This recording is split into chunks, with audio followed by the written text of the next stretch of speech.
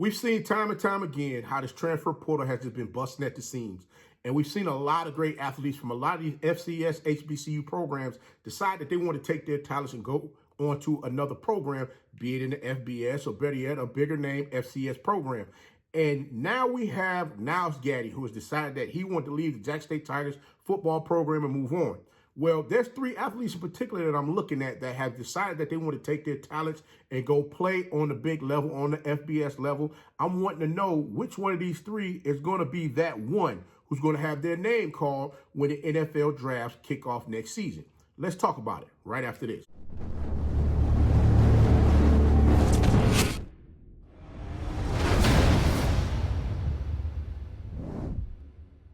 You know it's your favorite coach back at it again, 10 toes down, about to tell you how it all went down. This is Tomorrow Leader Sports Network with your host, Coach Walker. If you're new to the channel, please like, share, subscribe. Hit that notification bell so you can get all upcoming videos. For all my leaders out there, welcome back. Y'all know the drill. Y'all know the routine. If you haven't done so already, please like, comment, and share these videos. And tap in the free to tell them to come on in. It's not but positive vibes. We're just having a good time talking about HBCU sports. And don't forget, you can follow us on all social media platforms. The links are listed down below in the description. So without further ado, we're going to go ahead and jump on in this thing. Because I'm like, Coach, wait a minute. Whoa, Coach, you on that bull jump again, bro. I need you to get it together. Listen, look. Check this out. We've seen athletes come and go from a lot of these different HBCU programs in the past couple of years. Now, I'm going to say this in particular. Remember when Akil Glass was over at Alabama A&M? We saw the receivers as well as running back decide that they wanted to leave and take their talents and go elsewhere, be it this past season or the season before. Well, we've seen the same thing happen now with Jackson State, with Deion Sanders moving on to go to Colorado, and you got a bunch of athletes that was over at Jackson State football program that decided, hey, you know what? Coach Prime ain't here no more. They think that the circus is gone because the hype of everything that was going on in Jackson State is going to be no more because Coach Prime is no longer there. But guys, let me break something down to you. The hype wasn't about the coach. The hype was about you. The hype was about what you were bringing out there onto the field. Coach Prime wasn't on the field making no plays. All he was doing was on the sideline, giving everybody great sound bites to go talk about once, games was over with or in between games or during the press conference, so on and so forth.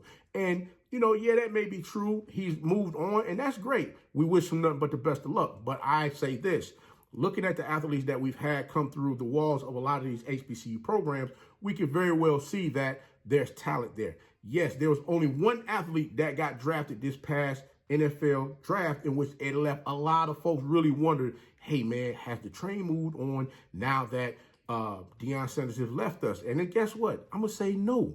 Why I tell you no is because now there's so many eyes that is on the HBCU platform when it comes to HBCU FCS. We are a FCS division conference, which HBCUs play in. There are some HBCUs that play in Division II. So let me make sure I make that clear because I know a lot of folks like, oh, Coach, here you go talking that crazy stuff again. No, that's not what I'm on. What I'm trying to get you to understand is these are the things that we got to pay close attention to. And I know when the announcement came that Nyles Gaddy was leaving to go into the transfer portal like hours before the transfer portal was getting ready to close, everybody sitting there like, man, what the fuganaga going on here?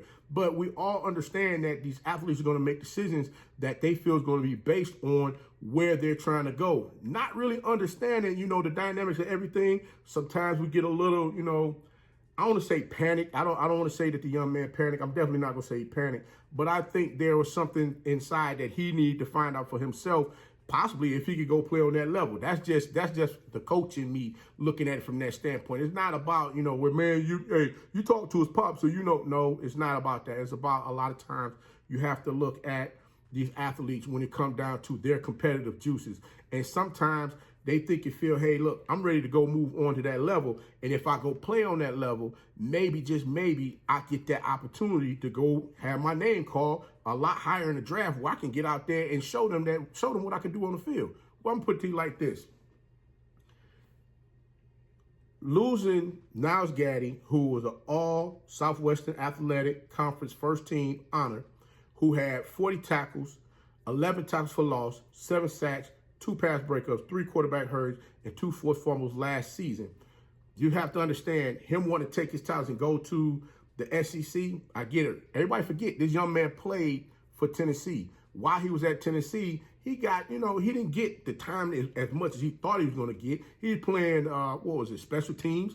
And remember also the type of program that he was dealing with over there, where he was dealing with a lot of the guys that was getting that McDonald bag money. So if you're an athlete that was on that team getting that McDonald bag money, you thinking, dang on, you're going to have time, or you're going to cut into the time of the kids that's getting paid, you better think again. And a lot of times we don't really pay attention to the politics of what's going on in sports. Politics plays a big role in a lot of things that we do. And I say that because oftentimes we don't look at the full picture. All we look at is certain. What I'm getting at here is, okay, this young man said, hey, he wanted to move on. He was going to be that guy at Jackson State this upcoming season. No longer going to be that leader that everybody was looking to for this upcoming season. And I'm sure him looking at his best friend as well as his comrade who he, worked out with, watched film with, did everything together with, didn't get drafted. Well, I'm going to tell you something, guys.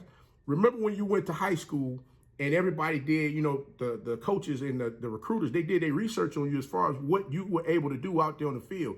And they took that information, they compiled it together, see how they can best fit you out there on the field in their program.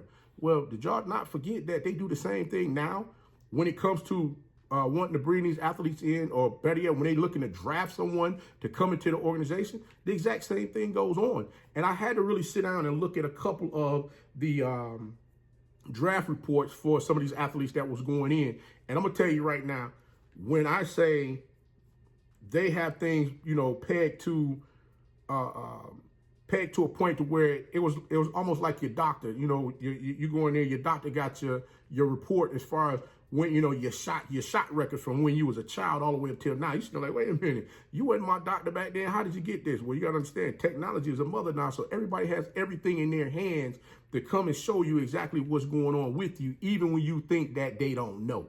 So I say all of that to say this. I'm looked at Nyles Gaddy and what he's able to do out there on the field.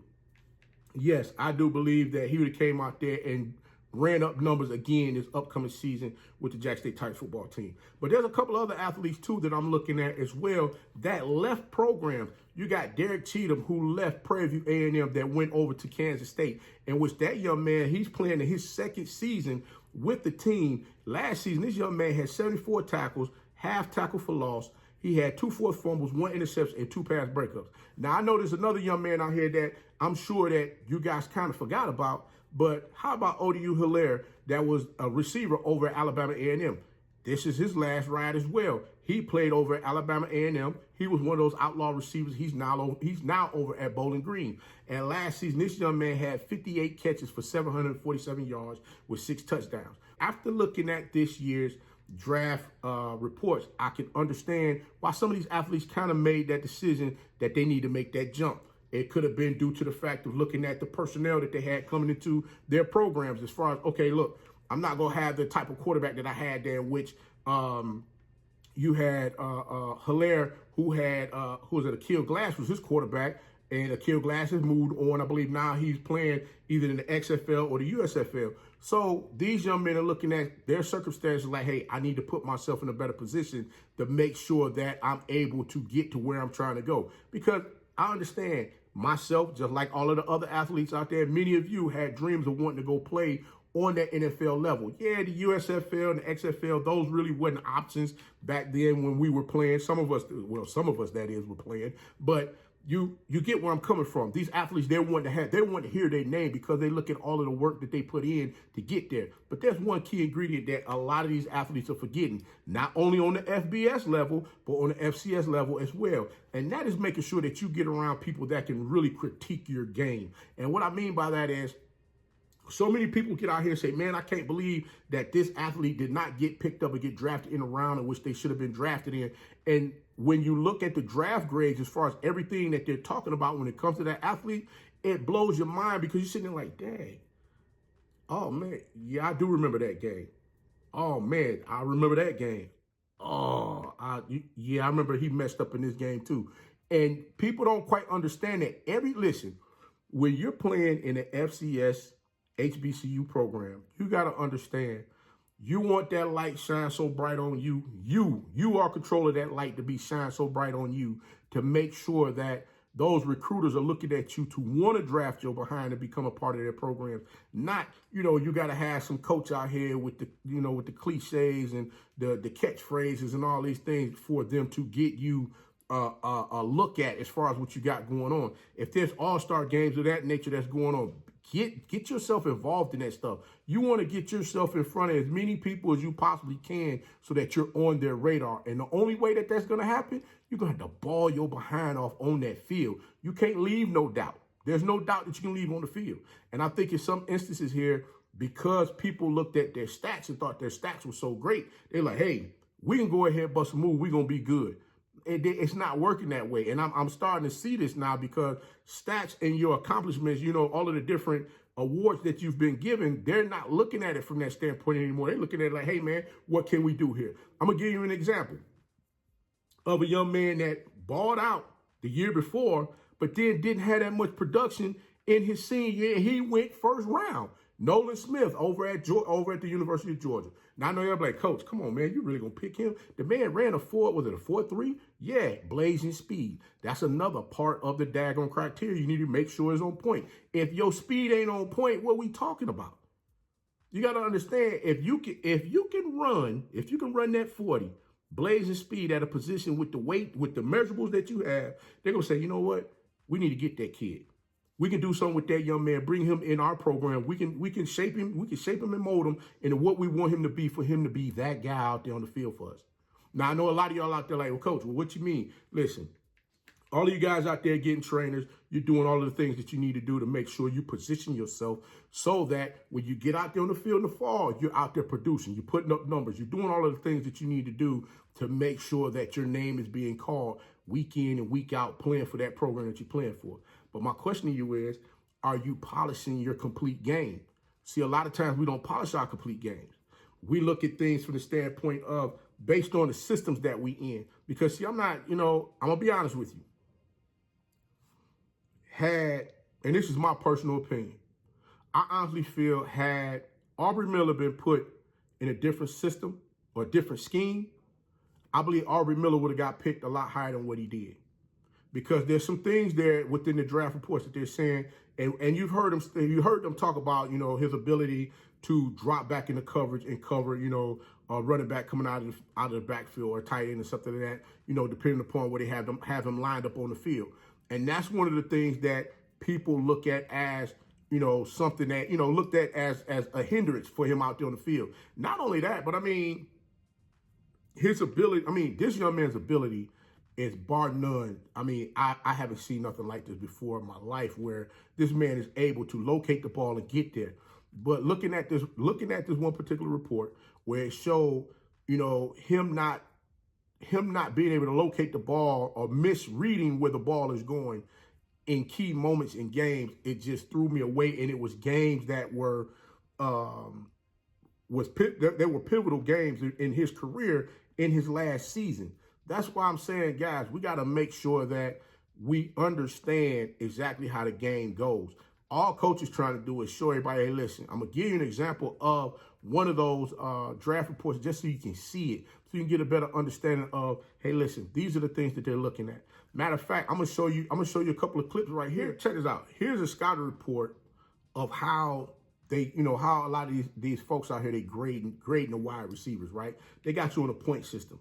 And this is like, I pulled out the actual titles of each bracket where they had things set up for the player that they were grading. I just want to give you an example of how they go back and put it on a point system. And basically, they looked at, the athletic ability, the receiver technique, catching ability, schematics, and then they gave an overall score. Now, this other one that I got here where they give you a point system on the offensive line where it shows you the athletic ability, lineman technique, persona, overall score. And then, like I said, they had one set up for defensive players as well, where you're just looking at just the overall breakdown of how they came up with the numbers that they came up based on how and where this athlete was going to get drafted. And the crazy thing about it was where they stated that the athlete was going to go, guess what? 9 times out of 10, a lot of these, they were spot freaking on. So all I'm saying to you guys is that look at everything that's going on in front of you.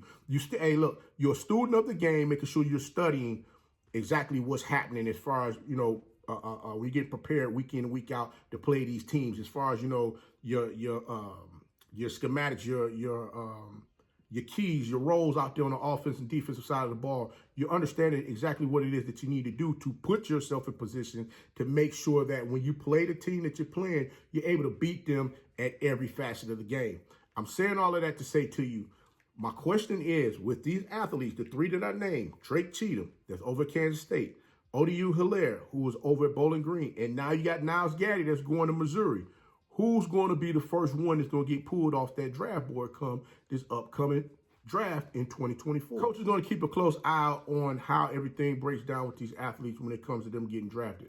All I'm asking for everyone to do out there, please pay close attention to what's going on, how you need to work on your skills, and get around athletes, get around those trainers that's going to keep training you up, and they're going to be honest with you. I ain't talking about getting around your partner, your best friend, and all them other folks that's just going to feed you a load of boo-hoo, telling you, hey, man, you got it, bro, you got it, you are that guy. No, get around somebody that is training athletes, that's moving them on to the next level for them to continue to keep playing on a higher level. Get with those type of individuals in your city or wherever so that they can give you constructive criticism as far as what you need to do with your game and how to elevate it. I understand a lot of y'all out there looking for these coaches to do it in your program, but guess what? These coaches ain't got time to do it. I'm just going to be honest with you. If you're not ready to come out there and play, guess what? They're going to treat you the same way that you're going to be treated when you get to the NFL and a lot of these different programs. If you don't have the skills to do what you need to do, they not going to fool with you. Or they gonna mess around and tell you, hey, son, you need to get out here and do X, Y, and Z. Or they're going to beat you up so much out there on the field as far as with criticism, either A, you're going to fold, or B, you're going to find whatever it is you need to do within yourself to rise up and do what you need to do. But, guys, I'm going to tell you right now, the spotlight is definitely on Nyles Gaddy, ODU Hilaire, as well as Drake Cheatham this upcoming season to see which one of the three is going to get pulled off that board first. But, guys, I want to wish every last one of them the best of luck. And I already know that the teams that they left, Prairie View A&M, Alabama A&M, and Jackson State, they all going to do some great things this upcoming season. But you know what? Coach going to go ahead and get up on out this thing. But until next time, be the one and lead.